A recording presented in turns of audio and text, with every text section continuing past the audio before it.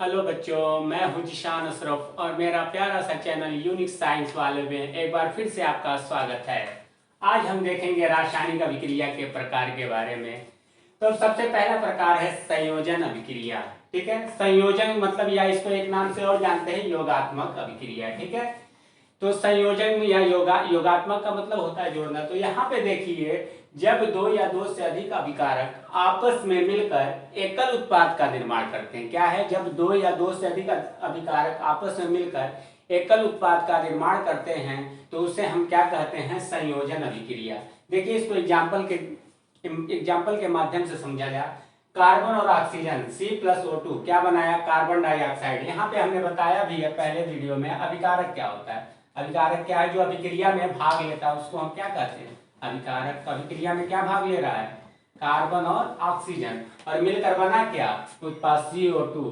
तो इसको क्या कहते हैं? उत्पाद। क्योंकि जो अभिक्रिया के बाद जो हमें प्राप्त होता है उसको क्या कहते हैं? उत्पाद कहते हैं। तो देखो यहाँ पे अभिकारक दो है, कार्बन और ऑक्सीजन, और मिलकर क्या बना रहा है? एकल उत्पाद कार्बन डाइऑक्साइड बना रहा है। इसी प्रकार से देखो, हाइड्रोजन और ऑक्सीजन मिलकर क्या बना रहा है? जल बना रहा है। इसी प्रकार मैग्नीशियम और ऑक्सीजन मिलकर क्या बना रहे हैं? मैग्नीशियम ऑक्साइड बना रहे हैं। देखो बच्चों, जो रिएक्शन होता है उसको रटने की जरूरत नहीं है, जो अभिक्रिया होती है उसको रटने की जरूरत नहीं है। क्या करते हैं? इसको समझते हैं अच्छे से। देखिए, कार्बन हमने बताया है जिसके लास्ट शेल में 1 2 3 इलेक्ट्रॉन होते हैं, वो इलेक्ट्रॉन का त्याग करते हैं और वो धनायन बनाने की प्रवृत्ति रखते हैं। और जिसके लास्ट शेल में 4 इलेक्ट्रॉन होता है वो इलेक्ट्रॉन को ग्रहण भी कर सकते हैं और क्या दान भी कर सकते हैं, मतलब त्याग भी कर सकते हैं। इसी प्रकार 5 6 7 वाले जिसके लास्ट शेल में 5 6 और 7 इलेक्ट्रॉन है वो क्या कर रहे हैं? एक इलेक्ट्रॉन को ग्रहण कर सकते हैं। ठीक है, और जिसके लास्ट सेल में 8 इलेक्ट्रॉन है वो क्या करेगा? ना तो इलेक्ट्रॉन ग्रहण करेगा और न ही वो क्या करेगा? इलेक्ट्रॉन त्यागेगा। मतलब वो किसी से रासायनिक अभिक्रिया में भाग नहीं लेता क्योंकि वो अक्रिय श्रेणी में आता है। तो देखिए क्रिया कैसे करते हैं। तो कार्बन एक समझिए, बाकी आप अपने मन से ट्राई कीजिएगा, हो जाएगा। कार्बन है, कार्बन के लास्ट सेल में कितना इलेक्ट्रॉन? 4।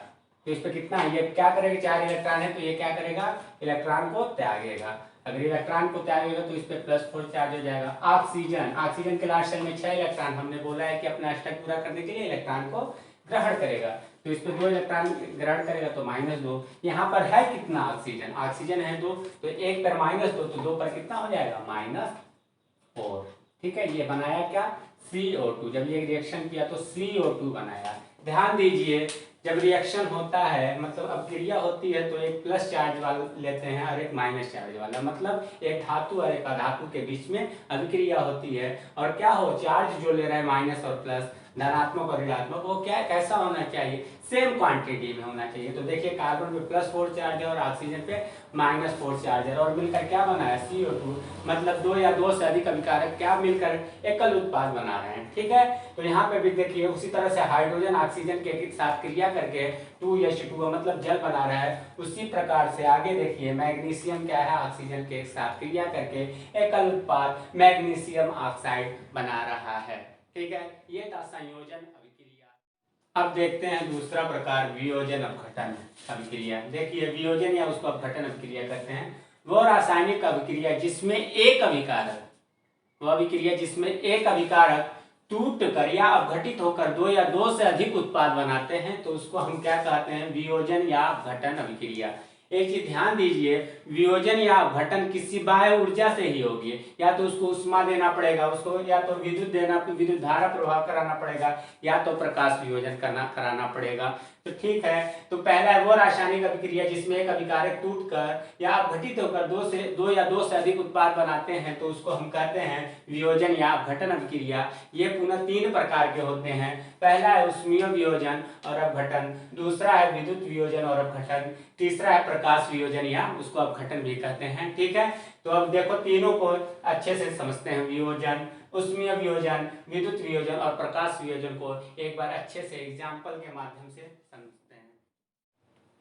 अब देखते हैं दूसरा प्रकार, उष्मीय वियोजन या अपघटन अभिक्रिया। उसको वियोजन अभिक्रिया, अपघटन अभिक्रिया दोनों नाम से जानते हैं। तो देखिए, वह रासायनिक अभिक्रिया जिसमें एक अभिकारक उष्मीय ऊर्जा द्वारा अपघटित होकर या टूटकर दो या दो से अधिक उत्पाद बनाता है उसको हम क्या कहते हैं? उष्मीय वियोजन या अपघटन अभिक्रिया कहते हैं। ठीक है, एग्जाम्पल देखते हैं। देखिए कैल्शियम कार्बोनेट है, इसको जब हम उष्मा देते हैं तो ये देखिए कैल्शियम ऑक्साइड और कार्बन डाइऑक्साइड में टूट जाता है। मतलब एक अभिकारक क्या है, ये इधर वाले को हमने सब बताया अभिकारक क्या होता है, उत्पाद, इसमें किसी को दिक्कत नहीं होनी चाहिए, अभिकारक, और ये इधर वाले को हम उत्पाद करते हैं।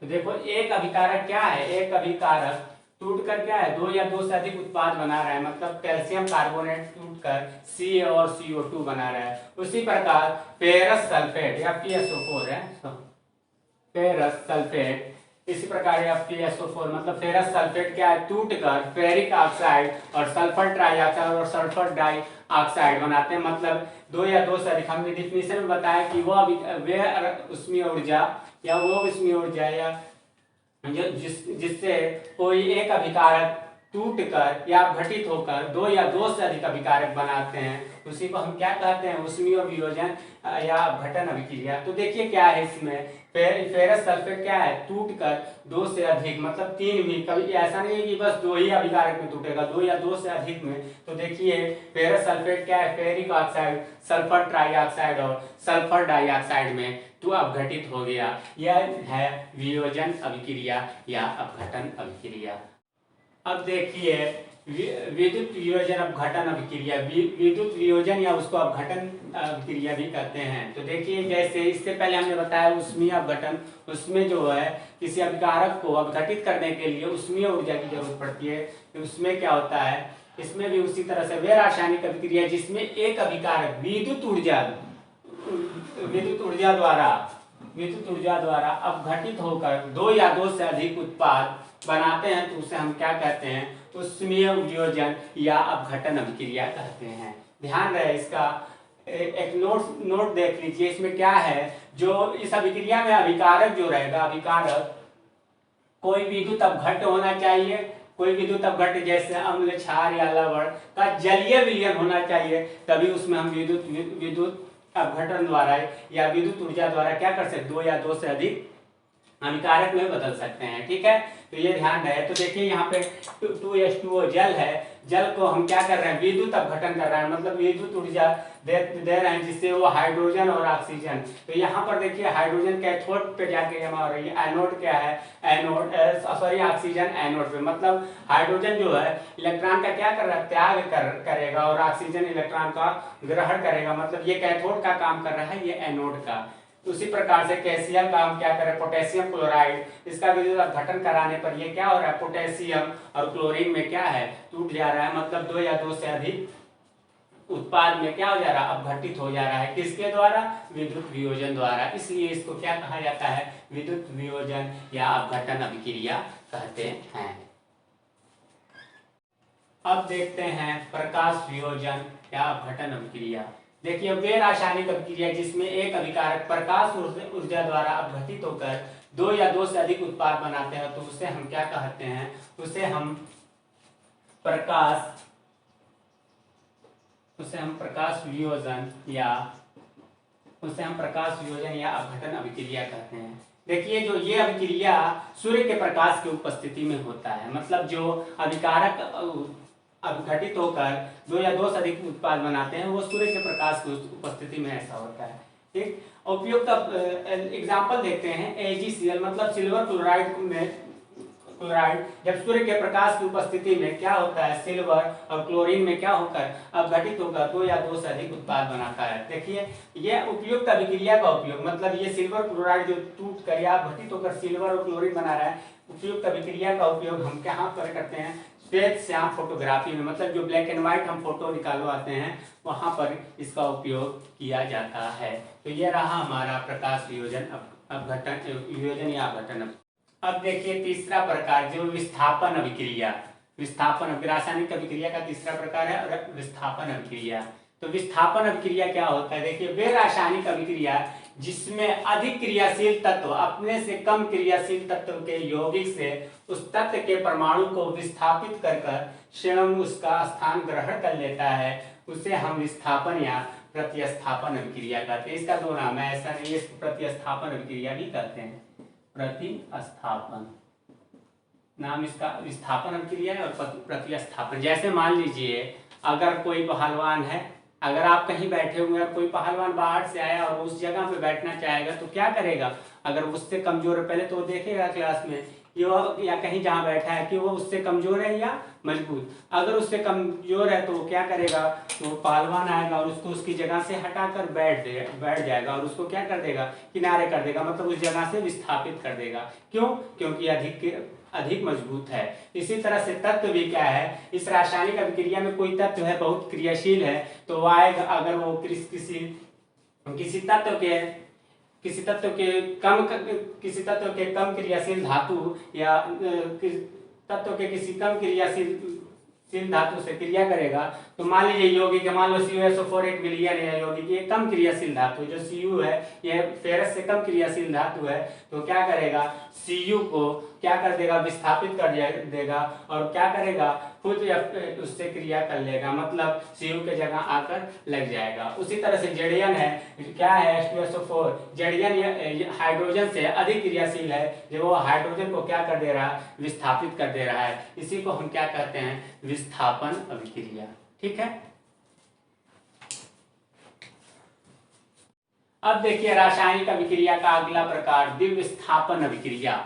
वे रासायनिक अभिक्रिया जिनमें अभिकारक यौगिक के आयनों अथवा मूलकों के परस्पर विनिमय द्वारा नए उत्पाद बनते हैं, उसे हम द्विविस्थापन अभिक्रिया कहते हैं। देखिए क्या है, मान लो आयन, ये Na प्लस SO4 माइनस में टूटे, Ba प्लस आता है, +2 आयन आता है और Ca पर -2। मान लो यहाँ पर +1 होता है, यहाँ पर +2 होता है और यहाँ पर +1 होता है, यहाँ पर एक चार्ज होता है, यहाँ -1। कहने का मतलब डिफिनीशन ये कर रही है कि इसमें आयनों या मूलकों के परस्पर विनिमय द्वारा नए उत्पाद बनते हैं। सबसे पहले जानो आयन क्या है। सोडियम पे प्लस आयन होता है, बेरिलियम, मतलब इनका क्या होगा? परस्पर विनिमय। विनिमय मतलब इंटरचेंज। ये आयन इधर आ जाएगा और ये वाला सोडियम वाला इधर आ जाएगा, मतलब विनिमय हो जाएगा, इंटरचेंज हो जाएगा। और मूलक एक वर्ड आया है, मूलक किसे कहते हैं? जैसे परमाणु या परमाणुओं को समूह, परमाणुओं के जो समूह है, ये SO4 एक मूलक है ये, ठीक है। इसी तरह से परमाणुओं के समूह को मूलक कहते हैं। तो उस जो नाम आया मूलक, SO4 हुआ, CO3 हुआ, यह सब मूलक आता है। अगर मूलक के बारे में आपको जानकारी चाहिए तो आप कमेंट में बता सकते हैं, अगली वीडियो मूलक पे बना दी जाएगी। तो यहाँ पर देखिए क्या हो रहा है, आयनों या मूलकों के परस्पर विनिमय। देखिए सोडियम प्लस आयन है, ये क्या हो रहा है? ये जाकर क्लोरीन से क्रिया कर ले रहा है, मतलब ये अपना जब प्लेस क्या कर दे रहा है? चेंज। और बेरिलियम क्या कर रहा है? ये SO4 के पास, मतलब आयनों का क्या हो जा रहा है? स्थानांतरण हो जा रहा है, मतलब इंटरचेंज हो जा रहा है, ये परस्पर विनिमय हो जा रहा है, ये इधर आ जा रहा है और Ba SO4 से क्रिया कर ले रहा है और सोडियम क्लोरीन से क्रिया करके नए उत्पाद बना दे रहे हैं। इसी प्रकार AgNO3 में देखिए, इसमें भी आयनों का क्या होगा? परस्पर विनिमय हुआ, मतलब AgCl के पास चल गया, AgCl से क्रिया कर लिया और KNO3 से क्रिया करके नए उत्पाद बनाए। इसी को हम क्या कहते हैं? द्विविस्थापन अभिक्रिया। ठीक है। तो अगर वीडियो अच्छी लगी हो तो लाइक करें, सब्सक्राइब करें और शेयर करना ना भूलें। जय हिंद, जय भारत।